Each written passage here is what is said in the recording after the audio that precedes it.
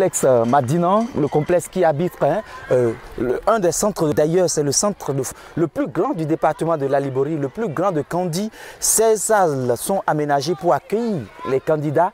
Ils sont dans 16 salles, ils sont en train de composer. À l'instant où nous vous parlons, ils ont déjà planché en français, la compréhension de l'écrit et puis l'expression écrite sont déjà passées. L'heure à venir, c'est sûr, la correction collective de ces épreuves déjà passées, c'est ça la stratégie qu'il faut faire. On nous annonce qu'il y a plus de 572 candidats ici au centre. Donc, comme je le disais, c'est le centre le plus grand de la Liborie, c'est le centre le plus grand de Kandi. Ces enfants sont en train d'être évalués, ils sont en train d'être mis dans le bain des examens. C'est l'examen blanc sur l'étendue du territoire national. Ça se passe ici. On est au complexe Madina, dans la commune de Kandi. Effectivement, les examens blancs ont démarré. On a commencé à 8 h. Bon, le temps était un peu menaçant, mais on a eu chance, il n'a pas plu. Les enfants sont arrivés, ils ont bien commencé.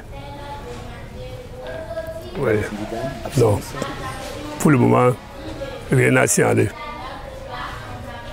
Ce matin, on a composé l'examen blanc à Madina.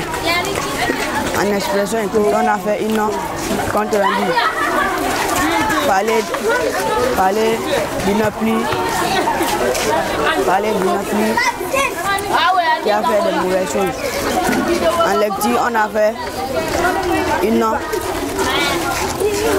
une test des gens, hier, des devoirs. Comment c'est facile? C'est facile. On a fait épreuve d'expression écrite et de compréhension et de lecture. Expression écrite, c'est facile. Lecture aussi, c'est facile. On vous a demandé quoi? Dans le lecteur, on nous a demandé les dégâts causés. C'est tout. Les dégâts causés par quoi? C'est ça qu'on nous a demandé. Au centre de Kandi Centre, ce centre-là qui abrite 259 candidats pour 8 salles. Dans ce centre également, nous sommes passés pour nous enquérir de l'information. Comment est-ce que ça s'est passé? 2 épreuves déjà de passé. Quelles sont les difficultés rencontrées? Nous allons voir avec le chef du centre ici même.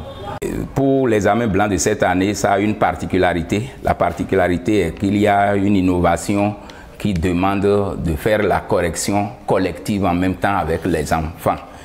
Et on a dû respecter, et c'est à cette étape que nous sommes présentement.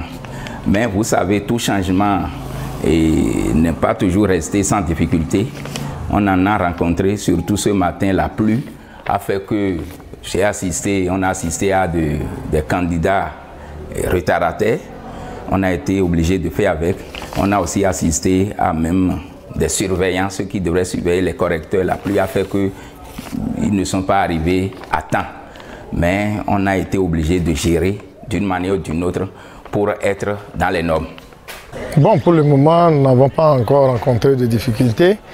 Et comme vous l'avez dit tantôt, nous avions déroulé déjà l'épreuve de lecture qui a été suivie de celle de l'expression écrite. Et l'innovation cette année, c'est que après le déroulement de ces 2 épreuves, une équipe est conviée à l'appréciation des copies au même moment.